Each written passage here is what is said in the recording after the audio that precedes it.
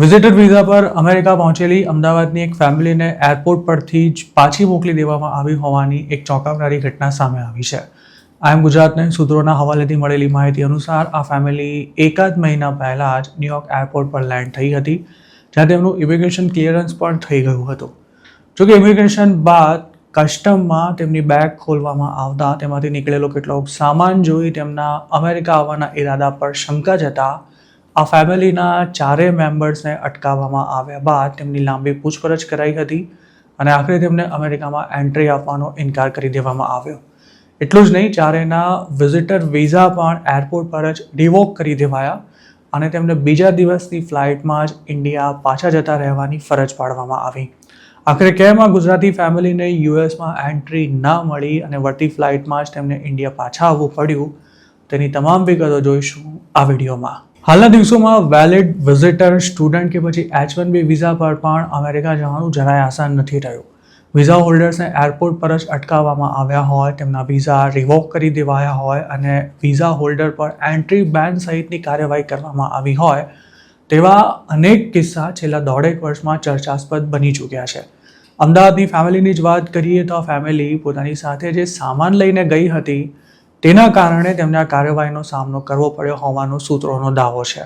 IM ગુજરાતને મળેલી માહિતી અનુસાર આ ફેમિલી પોતાની બેગમાં ઘર વખરીનો કેટલોક સામાન લઈને અમેરિકા પહોંચી હતી.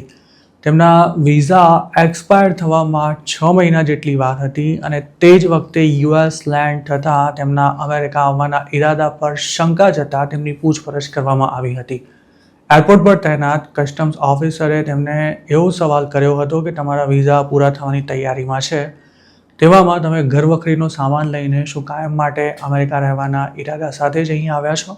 છેલ્લા 10 વર્ષમાં 3 વાર અમેરિકા જઈ આવેલી આ ફેમિલી ત્યાં રહેતા પોતાના રિલેટિવ્સ માટે વાસણ સહિતનો કેટલોક સામાન લઈને ગઈ હતી. તેમણે એરપોર્ટ પર તૈનાત ઓફિસરને સમજાવવા માટે પણ પ્રયાસ કર્યા હતા કે તેઓ આ સામાન બીજા કોઈને માટે લઈને આવ્યા છે. જોકે ઓફિસરે તેમની એકે વાત નહોતી સાંભળી અને તેમના વિઝા એરપોર્ટ પર જ રિવોક કરી દઈ તેમને બીજા દિવસે ઇન્ડિયા પાછા જવાની ફરજ પાડવામાં આવી હતી. આ ફેમિલી વાસણ સહિતની કેટલીક વસ્તુઓ લઈને યુએસ પહોંચી હતી. એરપોર્ટ પર તેમને એવા સવાલ પણ પૂછવામાં આવ્યા હતા કે અમેરિકામાં તમારા નજીકના રિલેટિવ્સ રહે છે કે કેમ, જેના જવાબમાં તેમણે યુએસમાં રહેતા પોતાના ક્લોઝ રિલેટિવ્સની તમામ માહિતી પણ આપી હતી. જોકે આ જવાબથી ઓફિસરની શંકા વધુ મજબૂત બની હતી, કારણ કે આ ગુજરાતી ફેમિલીના લગભગ તમામ નજીકના સંબંધીઓ અને બ્લડ રિલેટિવ્સ યુએસમાં જ રહેતા હતા. આવા કેસમાં હાલ અમેરિકાના વિઝિટર વિઝા આપવાનો પણ ઇનકાર કરવામાં આવી રહ્યો છે. તેવામાં છેક યુએસ પહોંચી ગયેલી ગુજરાતી ફેમિલીને ત્યાંથી કદાચ આ જ કારણસર ઇન્ડિયા પાછી મોકલાઈ હોઈ શકે છે. લગેજમાં મળેલી શંકાસ્પદ વસ્તુઓને કારણે કોઈ દેશીને અમેરિકાથી પાછો મોકલાયો હોય તેવી ઘણી ઘટના ભૂતકાળમાં પણ બની ચૂકી છે, જેનાથી બોધપાઠ લઈ લોકો આવો સામાન લઈ જવાનું ટાળતા હોય છે. જોકે ક્યારેક જાણતા અજાણતા બેગમાંથી મળી આવતી અમુક એવી વસ્તુઓ અમેરિકામાં મોટી સમસ્યાનું કારણ બની જાય છે.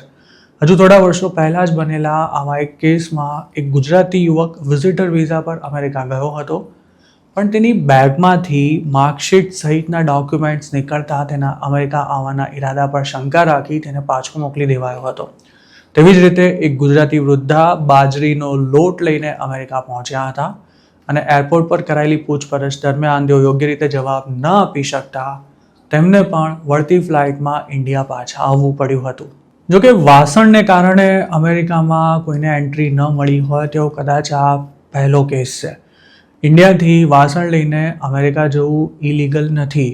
ત્યાં રહેતા ગુજરાતીઓ ખાસ તો રોટલા શેકવા માટે વપરાતી માટીની કલાડી સહિતના વાસણો ઇન્ડિયાથી મંગાવતા હોય છે અને લોકો ઇન્ડિયાથી કુરિયરમાં આવા વાસણ મોકલતા પણ હોય છે.